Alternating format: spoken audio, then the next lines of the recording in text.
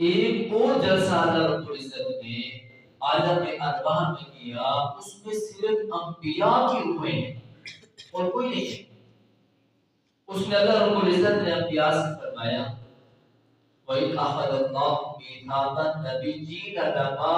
آتَيْتُكُم مِّن كِتَابٍ وَحِكْمَةٍ ثُمَّ جَاءَكُمْ رَسُولٌ،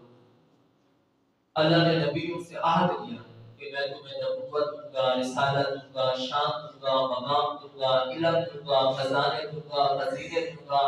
قومیں دوں گا، سب کچھ تمہیں دوں گا، لیکن ایک بات کا اقرار ہو، تم سب کے بعد ایک رسول آئے۔ رسول کون ہے؟ مفسرین کرام فرماتے ہیں رسول سے مراد جناب محمد مصطفیٰ احمد مجتبی صلی اللہ علیہ وسلم کی ذات ہے۔ اللہ نے تمام نبیوں سے عہد لیا، اگر وہ تمہاری زندگی میں آ جائیں تو تم نے ان کی نبوت کو بھی ماننا ہے، رسالت کو بھی ماننا ہے، اور ساتھ ان کی مدد اور نصرت بھی کرنی ہے۔ گویا عالم ارواح میں اللہ رب العزت انبیاء علیہ السلام سے ایک وعدہ لے رہے ہیں، ایک عہد کروا رہے ہیں، وہ عہد ہے ختم نبوت، کہ تم سب کے بعد میں رسول آئیں گے، تم سارے پہلے جاؤ گے،